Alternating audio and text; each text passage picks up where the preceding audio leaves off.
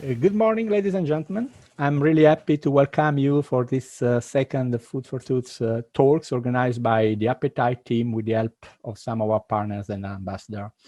I am Francesco Pupillo. I am the show director of the Happetite. It's the international B2B events dedicated to restaurant chain. Today, we have the pleasure to welcome our friend Mario BAUER. That's one of the most renewed experts in the restaurant industry. Mario is co-founder of Dr. Hospitality, co-founder of WHITESPACE Partner, co-founder of CURTICE Brothers, and brand ambassador of AMREST. I hope, Mario, I'm not forget any of your activities. And Mario today will interview Mette LYKKE, who is the CEO of Too Good To Go. It's one of the worldwide leading fighters against waste of food, for a talk on the sustainable solution for the new hospitality industry that will get out from the crisis we are living.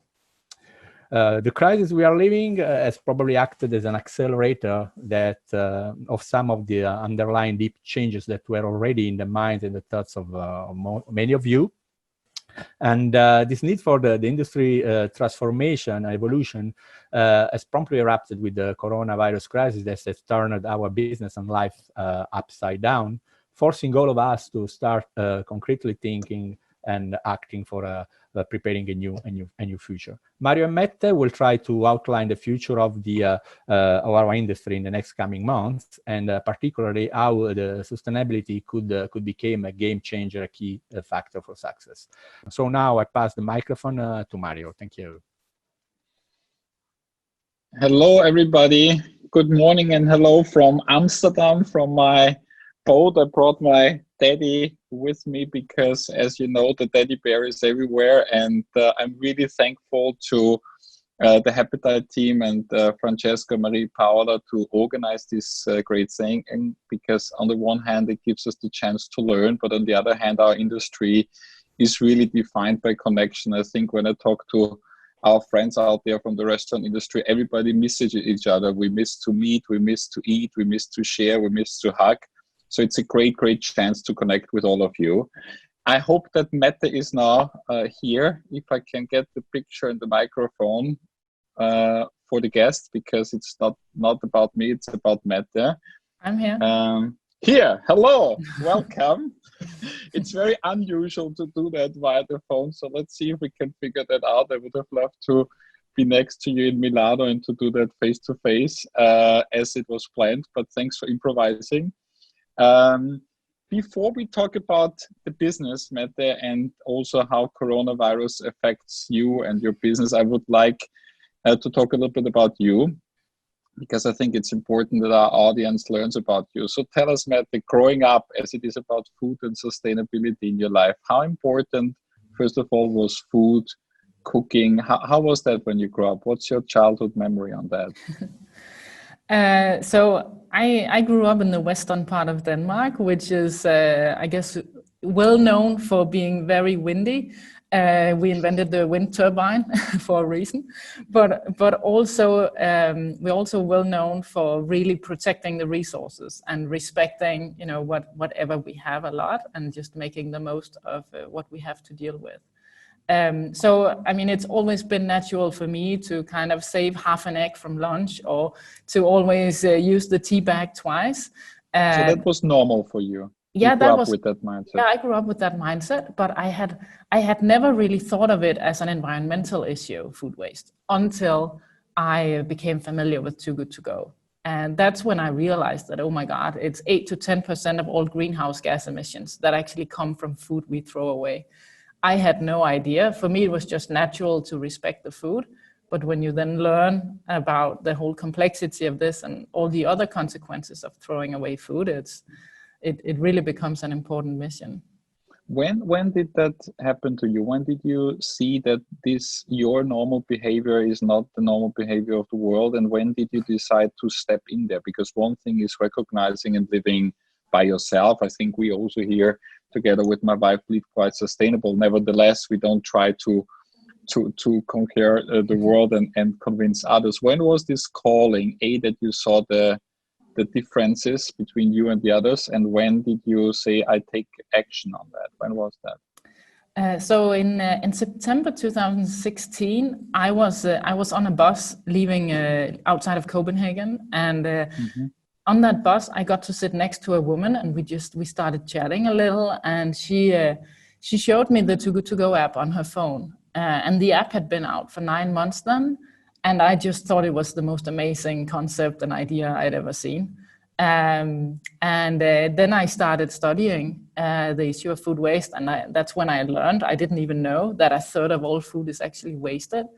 So I became intrigued about solving this, and you know, the fact that this was actually a really, really cool solution. And then I reached out to the founders and asked if there was anything I could help with. I have a background as an entrepreneur. I founded a company in 2007 and had worked with that for almost 10 years. Was it connected to this industry or something? No, else? it was something else. It was a fitness app called Endomondo, with the mission of making fitness fun and motivating people to exercise. But I guess, I mean, there were some similarities. It was an app with an important mission. So, I mean, I was pretty used to working on something tech that matters. But I went to the guys, the founders, and they said they were looking for sparring from someone who knew about apps, and they were looking for funding. They hadn't done any fundraising yet. So they were in the early stage. Yes, it had only been 9 months. So I was the first investor together with the woman on the bus. We invested in the first round, and then I started sparring with them. And a few months later, they asked if I could maybe be sparring full time as CEO. So when was that? When did you step in? So I invested in September 16, and then I officially stepped in the spring 17 as CEO. So tell us about the app, or first of all, the cause. What is the cause of Too Good To Go? What is the vision? What is the values? Tell us a little bit more about that. Yeah, so we dream of a planet with no food waste. That's our North Star and what we try to achieve with everything we do. And the way we get there, so our mission really is to inspire and empower everyone to fight food waste together. And what's really, what you can almost hear from this mission statement really is that we think this needs to be a movement, because the issue of food waste is so complex. You have, you know, so many parts of the value chain, so many stakeholders where things can go wrong and do go wrong, that we really need everyone along the value chain to change their mindsets and take responsibility for fixing things. So we want to help initiate and grow that movement. Of course, in many countries, this movement has been going on for years, luckily, before Too Good To Go, but then we really want to enforce it and strengthen it and just help change the mindsets, but also give people the tools to actually do something, because it's not enough that you know it's an issue. You also need to be motivated and have the right tools to change. True. I want to come back to this movement, but before I would like to jump on the app, because the movement is bigger than your part, I understand. So you're one part of the movement, but first of all, I would like that everybody understands your part of it. So tell us about the app and also the business model behind, because yes, you have a cause when you want to come back to no food waste on the planet, but you also have a business model and you have investors. So maybe you can give us some insights about that. Yes, so our app is free, and it basically connects the restaurants and bakeries and supermarkets that have surplus food left by end of business with consumers who buy that surplus food at a discount. So say you run a restaurant or a coffee shop, and you know that every day by the close of business, you typically throw out, say, you know, €50 worth of food on a daily basis. Then you can get in touch with us, and we will help you sell that food at a discount instead of throwing it away. That's how it works in a nutshell. So it's a marketplace for surplus food, and our business model is that we take a cut of of the fee for whatever food we do sell. So it's a classic marketplace model, business-wise, and but it also means it's no cure, no pay. If we don't save any food, we don't make any money. So we're in this together. Just give us a feeling on how big your company is now. How many people you have working? How many meals you save a day? Last time when we talked, you crashed through a really crazy number of saved food. So tell us a little bit that people get a feeling how big your company is. Yeah, so right now we are live in 13 countries in Europe. We have 2 more countries in the pipe. We are working with almost 40,000 restaurants, supermarkets, bakeries, and hotels. Wow. And we have 22 million registered users on the platform and 600 employees. And on a daily basis, before Corona at least, we were saving more than 100,000 meals per day. That's crazy. So how many meals you saved overall? 35 million something. Wow, that's impressive. Yeah. How does it feel? I mean, this number feel like, do we have a feeling on how much food waste it is? Like, that must be massive. That's a lot of food, yeah. But I mean, I don't think about it that way, because for us, it's, the issue is so big. So I tend to be more focused on the next milestone and, how can we get to the next level with what we have and with this concept. And I'm not very good at celebrating what we did so far. So that's... Are you proud of it? I mean, that's well, quite a step towards the North Star. I mean, that's massive. I'm proud of the team and I'm proud of how we got to here, but I also acknowledge that we have a long way to go still. And I think, with what we've built, we have an obligation to really make the most of this and get it to the next level. So I'm very focused on that and just always pushing. Congrats. I want to understand a little bit about the 2 parties of the trade, the users and, let's say, the restaurants and groceries. If you look at the demographics of your users, what kind of people are that? Is that people who want to rescue the world? Are these people who have no money? Are there students? Are these older people? Are there families, girls, boys, women, men? What's the typical demographic? All of the above. It's really, I think what's quite fascinating is that our users really, I mean, it's hard to put them in 1 or 2 boxes. It's really, we are representing the whole population quite well. We have a lot of young families, so a lot of young parents. We also have some students, of course. That's what most people expect, but we don't have as many students as people probably think. And then we also have a lot of women plus 50 that, probably, that's our hypothesis, have like a different kind of respect for the food. So we do have these different segments that, use the app for slightly different reasons and have different needs. But I would say overall, it is actually quite broad. It is quite general, and it really appeals to everyone. So some of our users are extremely motivated by the fact that they're saving the food and this whole mission they find important. Others like the fact that they feel like they're part of the movement and feel like, they're in the club of people who are actually taking action against climate change. And we also have some users that have trouble making ends meet and use this as a way to buy quality food in an affordable way. So it's a little bit of everything. And on the other side, the restaurants operators, how you convince them to work with you? Because I think there's the general fear of this discounting, to say, okay, I'd rather throw it away than selling it for a discount because it brings my price level down. That's like a stupid reaction, but quite a natural reaction. How you deal with that, or the other way, what's the biggest hurdles to get the restaurants and groceries on board? I think the main hurdle with the restaurants is really that they have a busy process for how they close the business for the day, and anything that will, even if it's not a lot, anything that will change that at all is something they need to think about. That's the main thing we end up discussing with our restaurants and supermarkets. It has, from the beginning, it has been extremely important for us that this is not a discount app. This is really not a Groupon for food.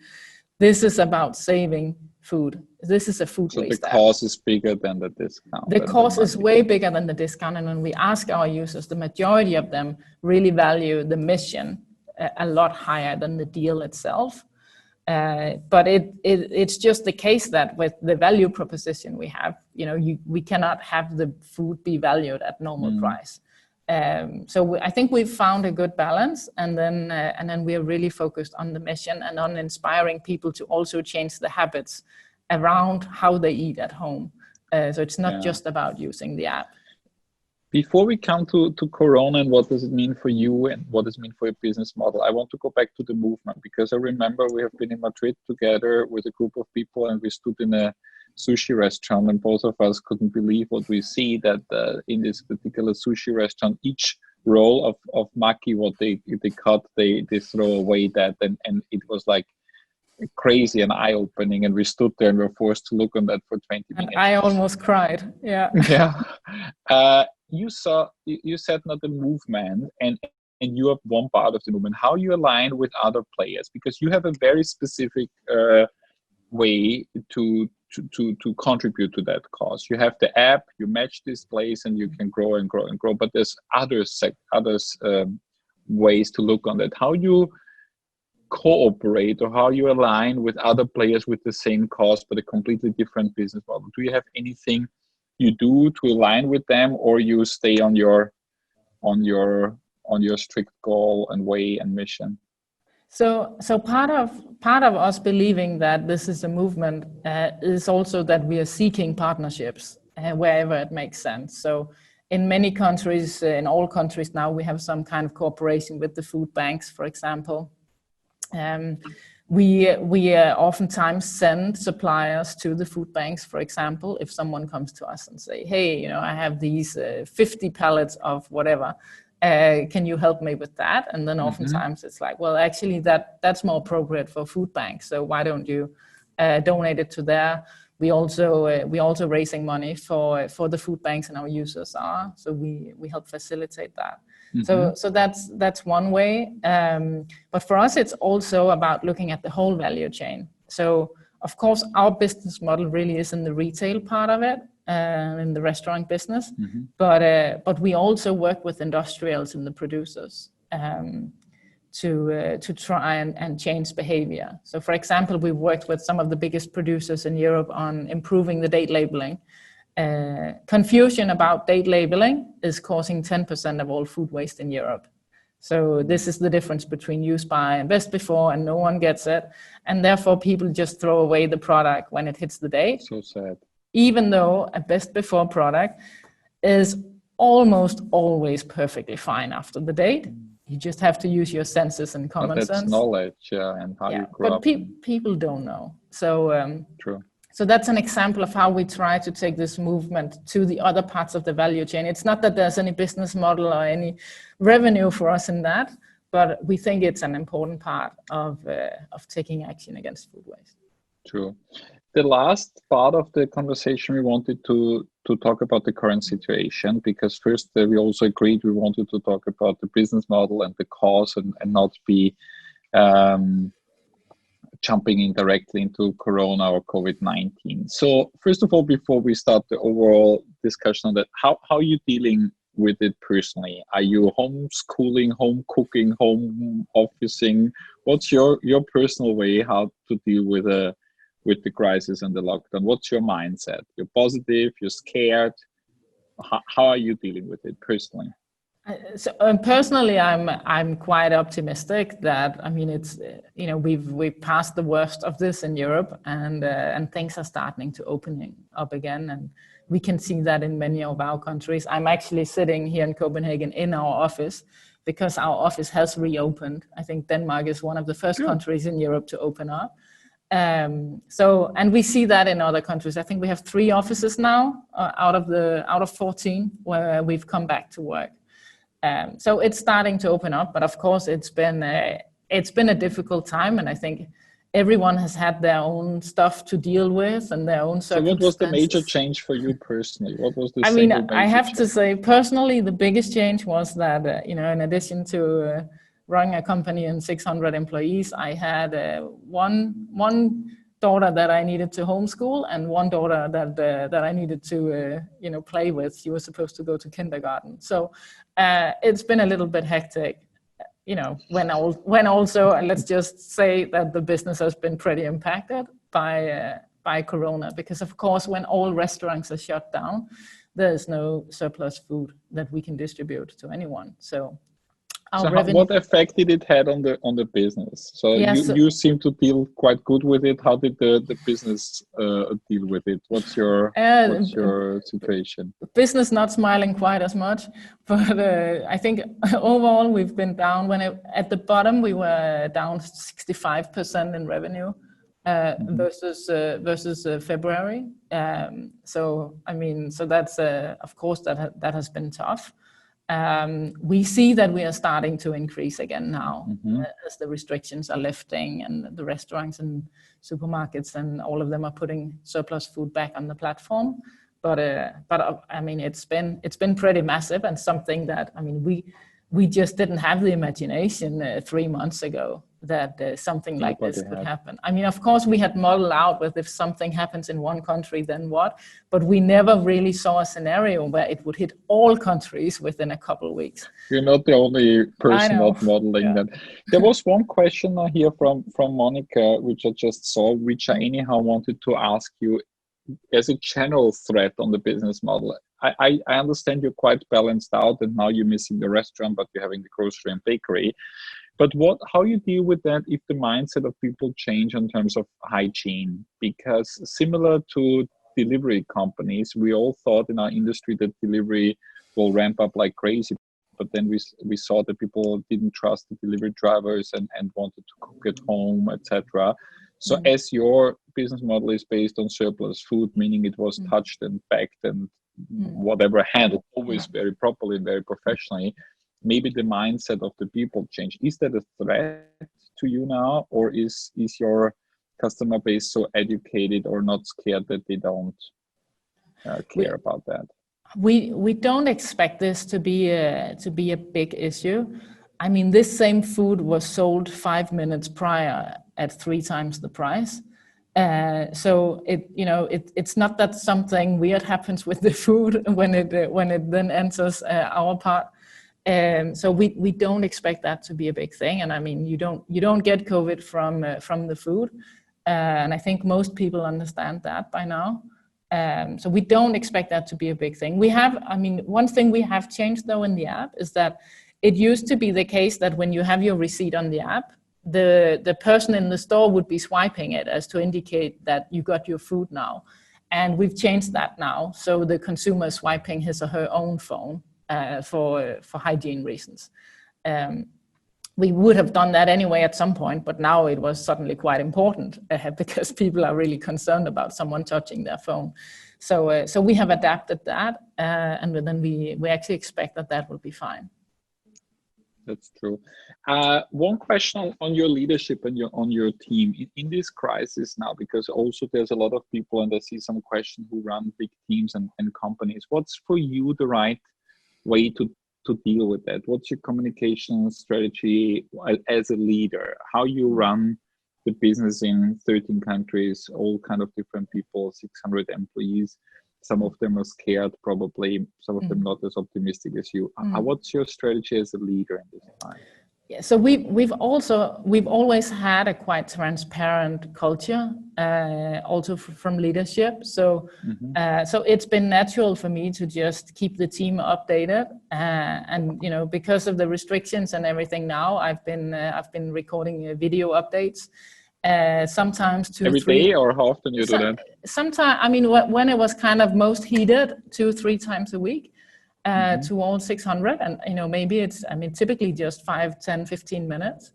And then what we did is that quite early on, when it was clear that we were going to take a massive hit, we of course did a lot of work on the cash flow and the financials, and just to find out where are we now, what does this mean, and then we did the scenario planning. And we defined a scenario that we really thought was a little bit on the conservative side, but really close to what we expected to see. And I shared that scenario openly with everyone and said, look, guys, I know you're concerned, and some of you are probably wondering, will we have to let people go and so on. This is the scenario we're planning against. And, and this we are fine with from a cash flow perspective. So, I mean, have a look at this. You can see that it's quite conservative, pessimistic. And, you know, when you know that we're fine with that, hopefully you will sleep fine at night. And this has actually proven to be really, really helpful, because then in every update, I'll just tell them where are we now versus the scenario. And also, I think it's important to keep sharing all the good news and the bits and pieces of, you know, now we actually signed a huge key account. And just, you know, getting the momentum back. But you also have to realize that people are in, you know, our countries have been in very different phases. So, you know, when we talk to our team in Milan, that's a completely different experience they have versus our team in Oslo. So you also have to take that into account. So when I say every meal matters and now let's go fight, I have to add, you know, where you have wiggle room to fight, because in Milan, they didn't really have that much they could do about it. Mario, sorry, Mette. Yes, it's, time is almost over. So I will have some question from the audience. I will pass you. So first of all, we have people coming from all over the world. We have people from India, from South Africa. That's really interesting. Lots of people want your email address, Mette. Welcome, everybody. A lot of fun. So one question coming from the audience for Mette: do you have the support of from some public administration to stress operator to join the movement? If we have some support from the public, administration, government. I mean, we've cooperated with some ministers in different countries around different launches.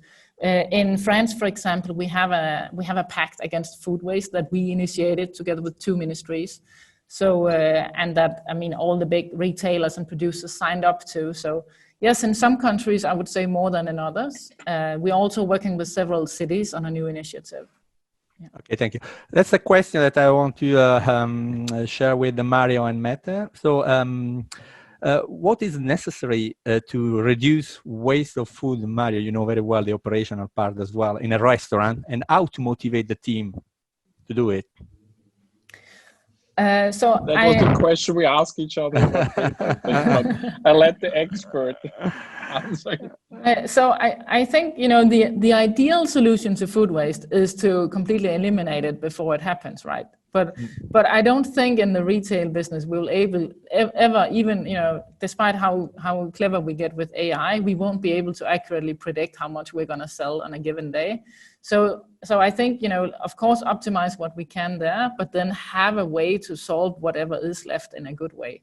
And I think to motivate the teams, I mean, once people understand how big this issue is and how extremely dumb this is, looking at the big scheme and all the climate issues we have, this is really something that should be solvable. So in my experience, that motivates most people. Yeah, that's another last question. It's more related to food to go business.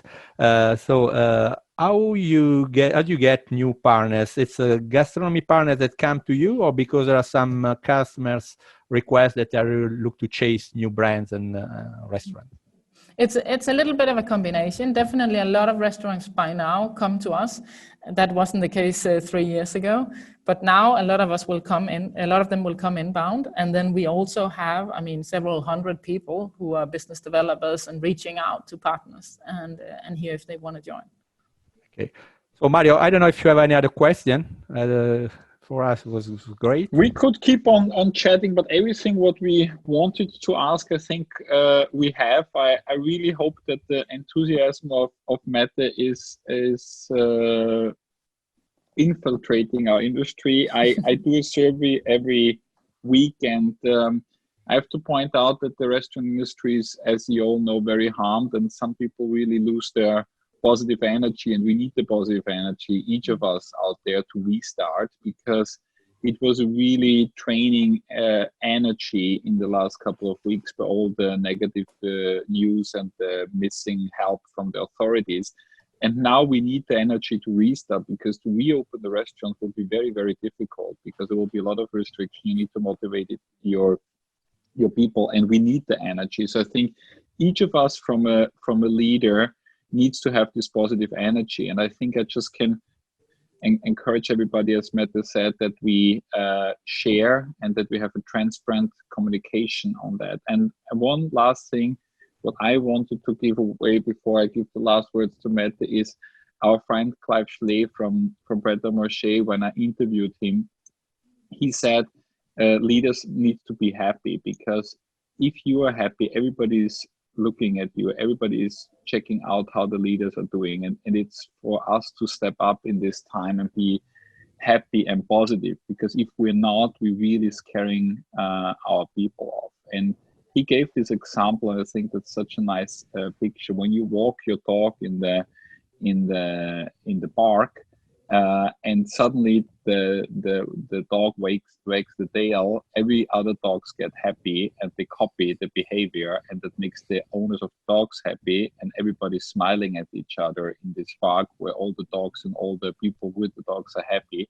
So it takes one leader to start it, and I think it's very important that we keep our positive energy, because we need to create the ambience in our restaurants for the guests to come back, for the employees to come back, and for our business to come back. So it takes all of us to step up and do that. Thank you very much. Thank you, Mette. Thank you, Mario. How can not be happy and look at your teddy bear, Mario? That's fun. So thank you very much for joining. Thank again to Mario and Mette. And I just, you see on the screen, so we look forward to see you again for next session. This is tomorrow. We will have the pleasure to have here Jonathan Doughty, that is the head of food service leisure placemaking and at ECE, with Andrea Rasca, is founder of Mercato Metropolitano Movement. They will have a talk on about the food destination in the new post-COVID world. So thank you again, and take care, stay safe, and hoping that thank you. Will start soon. Bye-bye. You too. Bye.